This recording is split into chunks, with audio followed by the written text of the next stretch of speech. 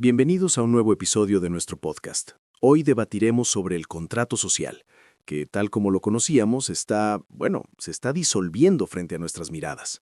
Lo vemos a diario en lo que se llama la deuda por subsistencia, donde, vivir al día significa endeudarse para lo más básico, y también en una desigualdad que ya desafía toda lógica. Y en respuesta a esto, claro, surgen ideas muy audaces. Un ingreso mínimo garantizado, servicios básicos universales, y es justo ahí donde nace la verdadera discusión. O sea, ¿son estas propuestas una hoja de ruta realista hacia lo que algunos llaman una resiliencia societal? ¿O son, en el fondo, una idealización económica, una utopía quizás bien intencionada, pero insostenible, e incompatible con una economía de mercado que, nos guste o no, es el motor que impulsa la innovación, el que genera la riqueza que luego buscamos repartir? Mi postura, la verdad, es bastante clara. No solo son viables, sino que son la única respuesta lógica y necesaria a las fracturas estructurales de nuestro sistema. Representan los cimientos de un nuevo contrato, uno que sea socioecológico y que ponga la dignidad humana por encima de todo. Y la mía es que, aunque los problemas que describe son innegables y muy graves, estas soluciones pequen de un optimismo, diría yo, ingenuo. Ignoran la dura realidad fiscal, los incentivos del mercado, y corremos el riesgo de crear un sistema todavía más ineficiente y que genere dependencia. O sea, justo lo contrario de la resiliencia que se predica. Bueno, empecemos por un diagnóstico que creo que compartimos. El sistema actual fracasó. La deuda por subsistencia no es una metáfora, es la realidad de millones. Ha transformado la libertad en una obligación. Ya no eliges un trabajo por vocación o por desarrollo personal. Aceptas lo que sea para pagar deudas con intereses predatorios. Deudas que adquiriste para cubrir lo básico, el alquiler, la comida, la salud. Y sobre este pantano de precariedad se levanta una torre de desigualdad que es absurda. El 0.0001% más rico del planeta posee el triple de riqueza que la mitad más pobre de toda la humanidad. Ante esto, propuestas como el ingreso mínimo garantizado o los servicios básicos universales no son un gasto, son una inversión en capital humano, en estabilidad social, en el futuro. Es la puesta en práctica de este nuevo paradigma, el de la resiliencia societal, que se niega a aceptar que la responsabilidad de sobrevivir en un sistema roto recaiga sobre el individuo. Nos exige una transformación del sistema mismo. Un enfoque que, por cierto, ya respaldan organismos como las Naciones Unidas cuando piden renovar el contrato social sobre bases de confianza e inclusión. A ver, entiendo la urgencia y comparto el diagnóstico de la desigualdad, claro que sí, pero la nobleza de los objetivos no garantiza por sí sola la viabilidad de los medios. Y es aquí donde mi escepticismo se fundamenta en cifras muy duras. Hablemos del estado de las finanzas globales. La deuda pública mundial supera los 100 billones de dólares al cierre de 2025. En los países de la OCDE, el gasto en pagar los intereses de esa deuda ya es mayor que todo el presupuesto de defensa. En ese contexto, ¿de verdad podemos hablar de financiar programas universales masivos? Suena como mínimo a una profunda irresponsabilidad fiscal. Y no es solo un tema de dinero. Existe un riesgo real, y la historia económica está llena de ejemplos, de desincentivar la participación en el mercado laboral y la innovación. Se suele criticar al New Deal de Roosevelt, por ejemplo, no por su intención, sino porque algunas de sus políticas, al intervenir masivamente en la economía, pues terminaron siendo ineficientes y perjudicando la oferta productiva en un momento crítico. Hoy vemos un camino opuesto. Las nuevas políticas industriales, como el Plan de Estados Unidos para la Inteligencia Artificial, se basan en la desregulación y la inversión privada para acelerar la competitividad.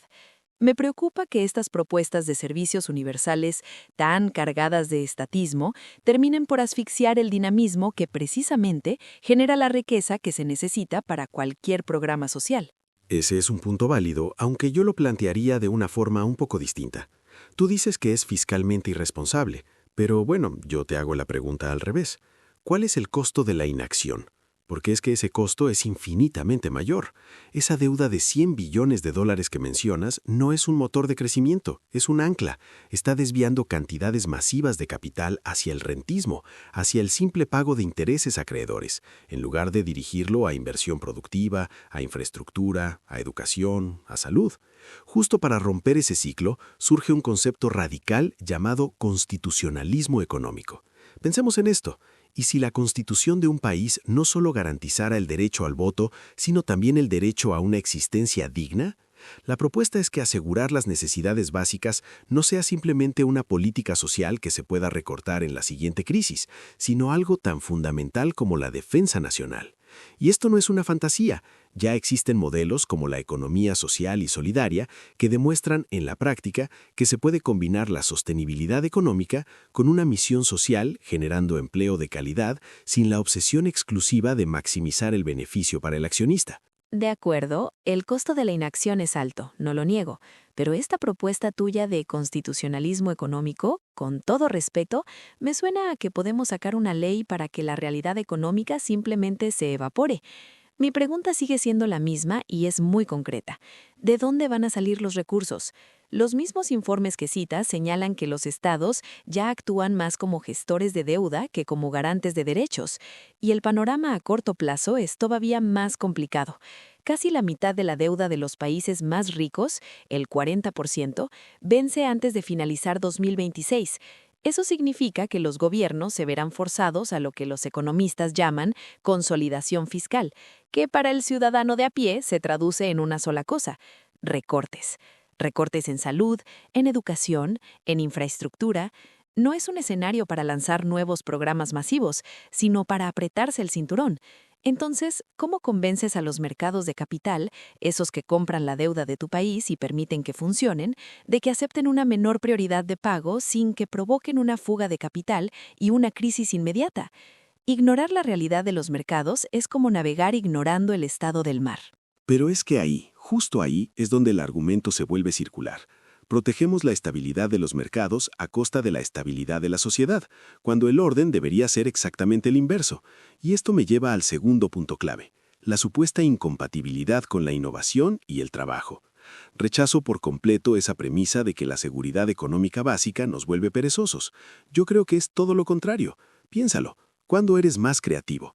¿Cuando estás aterrado por cómo pagar el alquiler del mes que viene, o cuando tienes la tranquilidad mental para pensar, para aprender, para arriesgarte a empezar un pequeño negocio? Un ingreso mínimo y servicios garantizados liberan a las personas de la esclavitud financiera. Y no hablemos en abstracto, miremos el piloto que se ha propuesto en Escocia. No se trata solo de dar un cheque mensual, lo interesante es que lo vinculan a una agenda de trabajo, buscando que los empleos que se creen sean de calidad, con salarios dignos y estabilidad. La idea es que el ingreso básico sea un suelo desde el que impulsarse, no un techo que te limite. Y esto es vital en una economía que va a ser transformada por la inteligencia artificial, donde el concepto mismo de trabajo está en plena redefinición. Con todo respeto, ese argumento no me convence en lo más mínimo. El contraste con las estrategias que están adoptando las potencias tecnológicas es absoluto y nos muestra una lógica completamente diferente. El Plan de Acción de Inteligencia Artificial de Estados Unidos no habla de redistribución, habla de aceleración. Su objetivo es eliminar barreras regulatorias y sociales para que el sector privado construya la infraestructura y desarrolle la tecnología más rápido que nadie. Es una carrera y proponen correr, no caminar repartiendo recursos. La innovación y las ganancias de productividad que podrían financiar estos programas universales que defiendes provienen del sector privado que avanza a un ritmo que los gobiernos simplemente no pueden igualar. Querer reavar excesivamente a ese sector para financiar estos programas es como querer más huevos de oro y empezar por cocinar a la gallina. La innovación es un ecosistema frágil. Si lo sobreregulas o le quitas el incentivo del beneficio, ese motor se apaga. El riesgo real para mí es crear un escenario distópico donde las ganancias de la IA no se compartan ampliamente, sino que un sector público capturado por la precariedad se dedique a distribuir subsidios mínimos, volviendo a la mayoría de la población dependiente y, en última instancia, controlada por los dueños de la tecnología. Entiendo esa visión, pero creo que la verdadera distopía es la concentración total de la labor artificial. Los algoritmos, los robots, en unas pocas manos, creando una dependencia absoluta del resto de la sociedad, un nuevo feudalismo tecnológico. Un contrato social renovado no busca frenar la innovación, busca garantizar una participación equitativa en los dividendos de esa automatización. No se trata de matar a la gallina de los huevos de oro, sino de asegurar que todos tengan acceso a una parte de lo que produce, en lugar de que unos pocos se queden con toda la granja. Un ingreso básico no es un freno, es un acelerador del talento humano que hoy está ahogado por la necesidad. Es permitir que millones de personas puedan formarse, emprender y adaptarse a esa nueva economía, en lugar de ser simplemente arrollados por ella. Pero a esa adaptación nos lleva al tercer gran problema, la aplicabilidad global. Todas estas propuestas, el Plan de Escocia, los debates en Europa, nacen y se planifican en el mundo rico, y la brecha de recursos con el resto del planeta es abismal. No podemos ignorarla. Hay un dato que lo ilustra todo. El gasto en educación por niño en Norteamérica y Europa es 40 veces superior al de África subsahariana. 40 veces. Si implementamos estos modelos de ingreso universal solo en los países ricos, ¿no estaríamos creando una fortaleza dorada y exacerbando la desigualdad global de una manera obscena? Estaríamos consolidando el rol de las economías adensadas como rentistas globales, que según los informes ya extraen el 1% del PIB mundial de los países más pobres. Para gran parte del mundo, la realidad no es la cuarta revolución industrial. Es un estancamiento en la trampa de los ingresos medios y una tasa de pobreza global del 10.1%. Hablar de renta básica universal en ese contexto suena completamente desconectado de la cruda realidad de la falta de capacidad estatal y de recursos fiscales en el sur global. Es que precisamente esa desconexión es la que se busca romper. Los principios de la resiliencia societal, la cooperación, el comunitarismo, el apoyo mutuo, no son un invento occidental. Son valores universales y adaptables a distintos contextos. Reconozco la brecha, por supuesto que sí.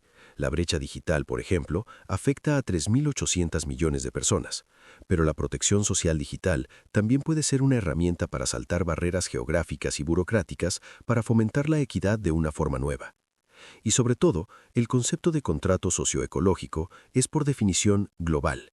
No puede no serlo. Vincula la justicia social con la transición verde y el cambio climático es un desafío planetario que no entiende de fronteras. Para que esto funcione, se necesita una ley dura, regulaciones vinculantes sobre emisiones y comportamiento corporativo que se apliquen a nivel mundial, no solo nacional. Se trata de elevar el suelo para todos, no de construir muros más altos. Sí, pero la ley dura y las regulaciones globales requieren una capacidad estatal y un consenso internacional que hoy, seamos honestos, simplemente no existen. Es una aspiración noble, pero chocamos de nuevo con la implementación práctica. ¿Cómo se financia un ingreso mínimo en un país con una base fiscal casi inexistente y una enorme economía informal? ¿Cómo se administran servicios universales en regiones donde la infraestructura básica del Estado apenas llega a las capitales? La propuesta, aunque universal en su intención, parece diseñada por y para países con un alto nivel de desarrollo, un sistema fiscal robusto y una burocracia funcional. Al aplicarla de forma desigual, el efecto podría ser perverso, una nueva forma de colonialismo del bienestar, donde los países ricos aseguran a sus poblaciones, mientras el resto del mundo lucha por las migajas, profundizando la dependencia en lugar de fomentar una resiliencia genuina y autónoma. Es una solución que presupone un problema resuelto para la mayoría de la humanidad, la existencia de un Estado funcional y solvente. No estoy convencido por ese argumento porque parte de la premisa de que debemos aceptar esas limitaciones como permanentes. Las herramientas como el ingreso mínimo garantizado y los servicios no son una utopía que se aplica sobre un mundo perfecto. Son el siguiente paso lógico y necesario para reconstruir un contrato social fracturado, tanto a nivel nacional como global. Son la base para una resiliencia sistémica que priorice la dignidad humana sobre la financiación de la subsistencia en todas partes. Es el objetivo hacia el que debemos caminar, aunque el camino sea largo y complejo. Y yo reitero mi posición, sin una base económica sólida, sin disciplina fiscal y sin un respeto por los mecanismos de mercado que con todos sus defectos son los que impulsan la innovación, estas nobles aspiraciones corren el riesgo de convertirse en políticas fallidas, políticas que, irónicamente, podrían agravar la precariedad y la dependencia que buscan resolver, especialmente a esa escala global donde las capacidades y los recursos son tan dramáticamente dispares. El riesgo de un colapso económico por una mala implementación es demasiado alto. En algo, sin embargo, sí podemos estar de acuerdo. El paradigma actual es insostenible. La disolución del contrato social impulsada por una deuda asfixiante, una desigualdad insoportable y una disrupción tecnológica sin precedentes exige que nos atrevamos a pensar en un replanteamiento fundamental. Ciertamente, el material que hemos analizado hoy no ofrece respuestas fáciles ni soluciones mágicas, pero sí delinea con una claridad ineludible los contornos de un debate crucial para el futuro de nuestro orden político y nuestra cooperación social. La tarea de ponderar estos argumentos y trazar un camino a seguir queda, como siempre, en manos de quienes nos escuchan.